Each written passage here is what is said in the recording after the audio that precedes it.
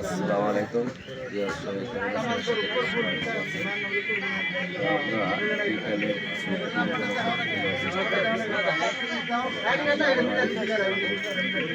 শেষের দিকে ভোট করছে এবং কিছু ভোটারদের সাধারণ ভোটারদের আছে তাদের কিছু প্রতিক্রিয়া আমরা শুনবো আমাদের সাথে।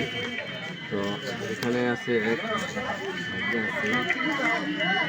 নাজমুল, উনি সাধারণ ভোটার। তো ওনার কাছ থেকে শুনবো ভোট কীরকম হলো এবং ভোট সুস্থ হলো কিনা সে ব্যাপারে কথা বলবো।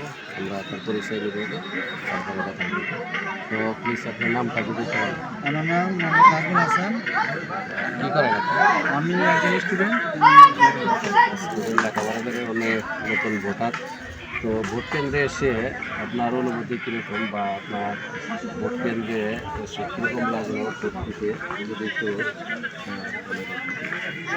আলহামদুলিল্লাহ, ভোট কেন্দ্রে এসে অনেক ভালো লেগেছে। আমরা আশা করেছিলাম যে ভোট কেন্দ্রে এসে ভোট অনেক সুস্থ হবে, তবে সেটা আমরা এখানে এসে দেখতে পাচ্ছি আমাদের কেন্দ্রের নিয়ম শৃঙ্খলা অনেকটাই শান্তিপ্রিয় ছিল এবং ভোটাররা যারা আছে তারা অনেক শান্তিপূর্ণভাবে ভোট দিতে পেরেছে এবং এখন পর্যন্ত ভোট চলছে। তো খুব সুস্থভাবে ভোট হচ্ছে। আপনারা শুনলেন ভোটারকে আমরা আরও কিছু ভোটার আছে এখানে আছে আমাদের পার্টির কর্মী। আমরা তার সাথে একটু কথা বলার চেষ্টা করব। এখানে দেখেন ওনার ব্যাচ আছে, উনি আমাদের একজন কর্মী। তো ওনার সাথে কথা বললে আমরা জানবো দেখাবো তাদের ভোটের আশ্বাস কত দেবে এবং তারা কী পরিমাণ ভোট এখান থেকে পাবে শুনবো। যদি ভাই আপনার নামটা যদি শোনান। মোহাম্মদ ফরিদুল ইসলাম। ফরিদুল ইসলাম, উনি কী করেন সেটা আমরা ওদেরকে জানাচ্ছি। কর্মজীবী জব করেন। ওনার কাছ থেকে শুনবো জামাতের কতটুকু আশা বা কী পরিমাণ ভোট তারা এই কেন্দ্র থেকে পাবে সবাই চেষ্টা করবে। ইনশাল্লাহ এই কেন্দ্রে যদি 3000 ভোট কাস্ট হয়, ইনশাল্লাহ আমরা 2500 ভোট পাবো।